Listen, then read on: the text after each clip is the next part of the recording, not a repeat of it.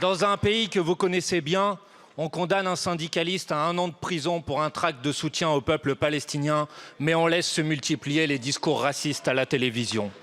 Est-ce dans l'Italie de Giorgia Meloni? Non, c'est dans la France d'Emmanuel Macron. Dans un pays que vous connaissez bien, on empêche des candidats à une élection de tenir une conférence dans une université, mais le président de la République peut, lui, y dérouler un discours de campagne électorale.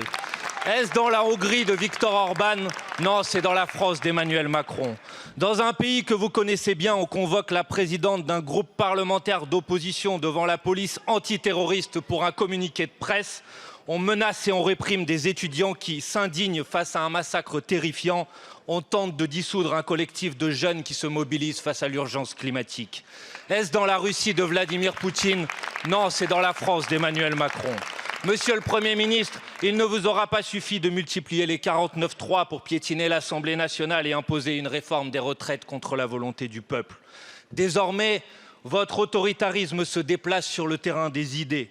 Il y a les opinions autorisées, les vôtres et celles de vos nouveaux amis d'extrême droite. Et il y a les autres, celles qui conduisent devant les tribunaux ou dans les commissariats de police. Amnesty International alerte sur la situation préoccupante des droits humains en France. La Commission nationale des droits de l'homme dénonce une circulaire du garde des Sceaux qui dévoie l'antiterrorisme pour museler les voix de l'opposition. Les alertes se succèdent. Alors, Monsieur le Premier ministre, ma question est simple. Avez-vous l'intention de saper un à un les fondamentaux de notre État de droit? Quand allez-vous cesser de défigurer la France? Je vous remercie. Monsieur le député Bompard,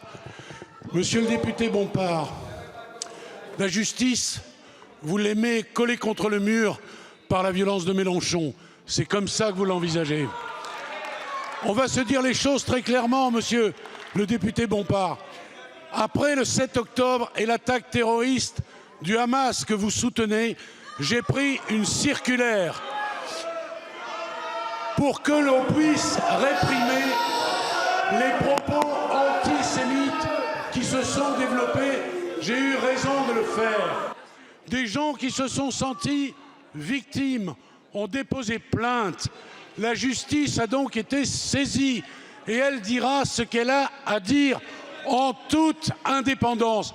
Et voyez-vous, il y a des jours, on préférerait être sourd que d'entendre ce que l'on entend. Vous parlez d'instrumentalisation de la justice.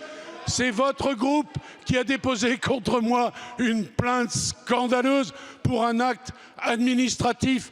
C'est vous qui avez demandé au procureur général de former un pourvoi en cassation.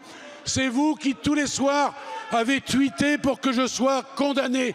Vos amis à vous, ce sont les mollahs, monsieur Bompard. Vous devriez avoir honte.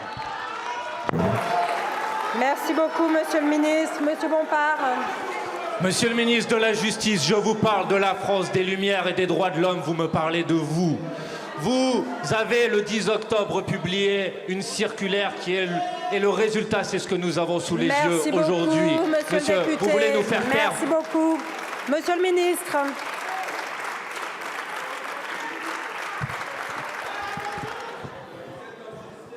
Vous êtes injurieux à l'encontre de tous les magistrats de ce pays, monsieur Bompard. Laissez faire la justice en toute indépendance et elle fera son travail. Soit c'est une infraction et elle le dira, soit ça n'est pas une infraction, elle le dira. Personne n'est au-dessus des lois, pas plus madame Panot qu'une autre. Merci beaucoup, monsieur le ministre. Il y a quelques minutes, monsieur le ministre de la Justice disait qu'il fallait toujours écouter la justice. Alors, au lieu de l'écouter, vous harcelez les militants qui essayent de se mobiliser. Vous savez quoi? Quand on se mobilise pacifiquement, il ne se passe rien. Vous cherchez le débat. À Lille, courageusement, le président de l'université a annulé une pseudo-conférence de la France Insoumise. En réalité, un meeting déguisé destiné à propager la haine et l'antisémitisme. Accusé de censure, comparé de façon abjecte à un collaborateur nazi, nous lui apportons ici tout notre soutien. Merci Madame la Ministre d'avoir porté plainte. À Sciences Po Paris, depuis plusieurs semaines, ce sont des insultes antisémites contre une étudiante, une salle rebaptisée Gaza, le blocage des cours, les pressions sur la liberté académique et enfin les mains rouges. Notre jeunesse se mobilise, oui, et nous aussi. Nous pensons à toutes les victimes palestiniennes comme aux otages israéliens. Ce n'est pas une raison pour accepter l'importation du conflit dans nos universités.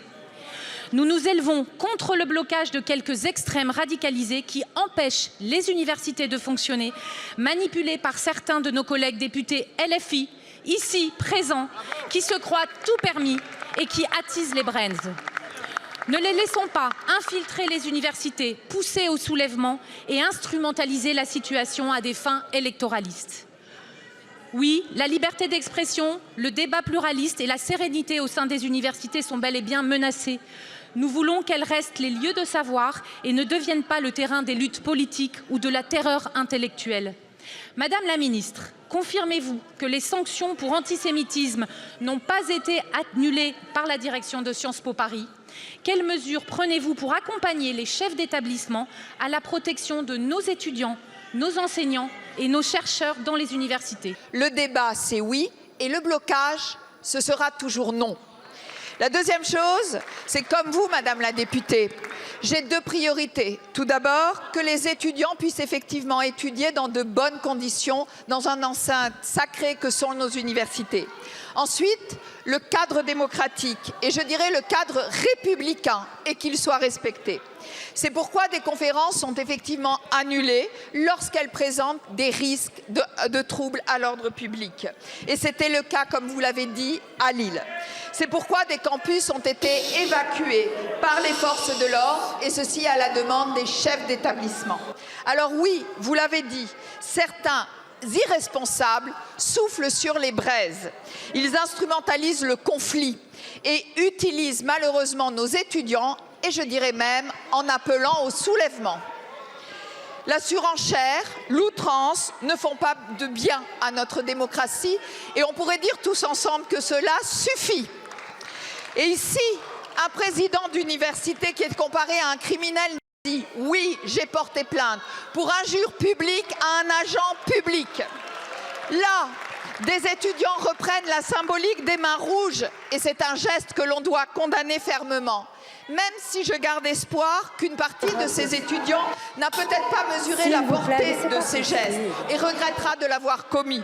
Mais les étudiants de Sciences Po, ce sont des jeunes adultes instruits et qui ne peuvent pas simplement se cacher devant l'ignorance.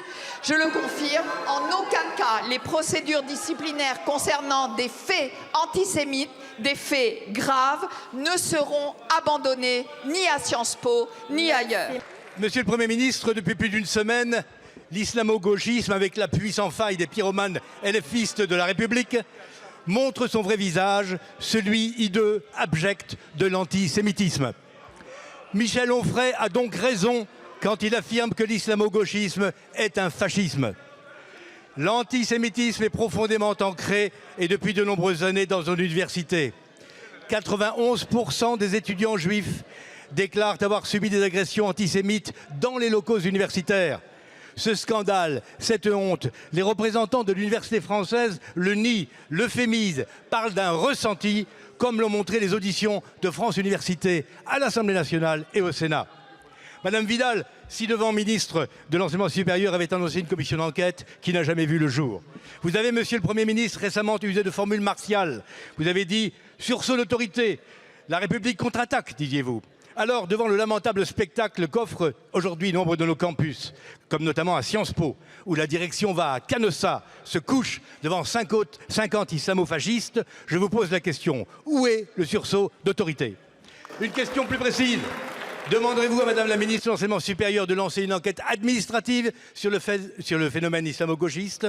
Exigerez-vous des sanctions disciplinaires à l'encontre des fauteurs de troubles Sciences Po? Interdirez-vous le pseudo-dialogue que Sciences Po veut organiser à propos du boycott d'Israël? Et enfin, engagerez-vous une procédure de dissolution des groupes politiques qui appellent à la destruction d'Israël? Je vous remercie. Je vous remercie. La parole est à Madame Sylvie Retailleau, ministre en charge de l'enseignement supérieur et de la recherche. Merci Madame la Présidente. Mesdames et Messieurs les députés, Monsieur le député Chudeau. Tout d'abord, je voudrais dire et rappeler le débat, Madame la Guettet, liberté d'expression, oui, c'est même une vocation des universités dans le monde entier. Mais cela n'autorise pas tout. Et les blocages Et les intimidations, c'est non. Et encore moins l'incitation à la haine et l'antisémitisme avec une tolérance zéro, nous le répétons, ou l'appel à l'insurrection. C'est pour cela que nous sommes très vigilants et nous le resterons fermes.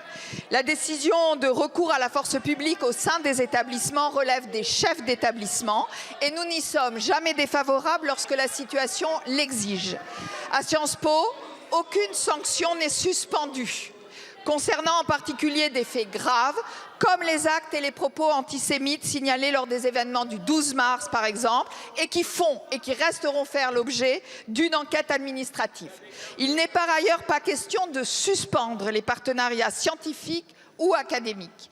Je ne crois pas que l'on puisse parler à ce moment-là d'un manque d'autorité, alors que nous le voyons, nos chefs d'établissement prennent leurs responsabilités.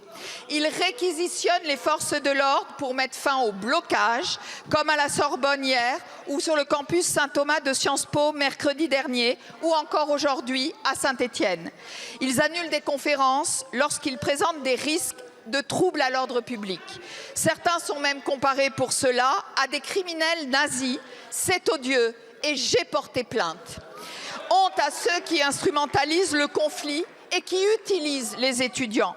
Les universités doivent rester des lieux d'études. Leur mission est trop importante, trop précieuse pour que l'on piétine leur image et qu'on leur empêche leur bon fonctionnement, en particulier en tentant d'importer une mobilisation américaine. Je le répète, le débat, oui, le blocage, c'est non.